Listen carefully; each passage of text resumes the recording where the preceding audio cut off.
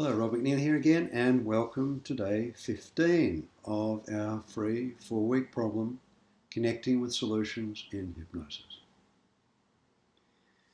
So far, if you've been following through with the steps, we're putting together a process, a structure, a scaffolding that you can begin to play with where we ask someone what you like about it, what's the problem about it, what's missing.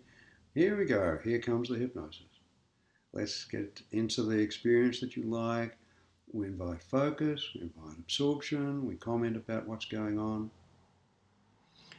and then we invite the client to look within their likes for the experience that's missing. We found out what that is.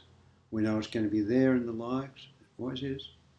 And once they've found it, to get to know it, to learn it, to soak it up, to absorb it, once they've got it, then we can start this wonderful process of connecting this resource, this experience that's present in their lives, connecting it to their problem area.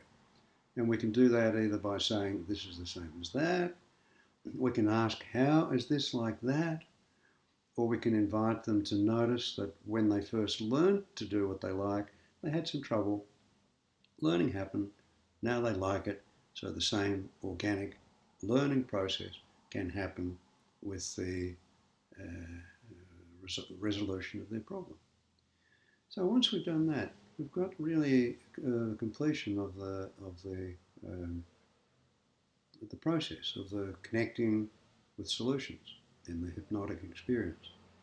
So then, when someone's coming, they're done, they're finished, where there's nothing more to do. It can be nice to ask, actually, is there anything more that you want?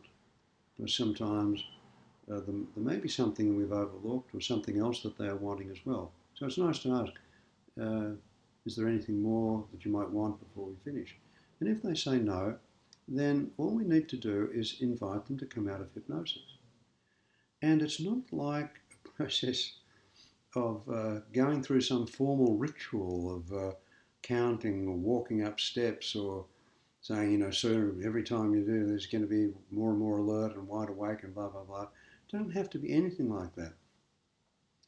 If we come back to the idea of hypnosis as being an extension of the common everyday trance, a person can be reading a book. They can get to the end of the chapter, the end of the book. They close the book, and what happens? They put the book down, and some of the book stays around in their awareness for a while, and then they think, oh, well, I better get up and put out the rubbish or cook dinner or do whatever, get on with my life. So in the same way with hypnosis, when we come to the end of it, all that we need to do is to invite someone to complete it in any way they want. So we can say something like, just as soon as you're ready, just as soon as you know that you've got what you came for, then you can find yourself becoming more attentive to your external surrounding and come back into the room. Like with horse riding Flying Man, when you're ready, you can get off the horse and come back and sit in this chair.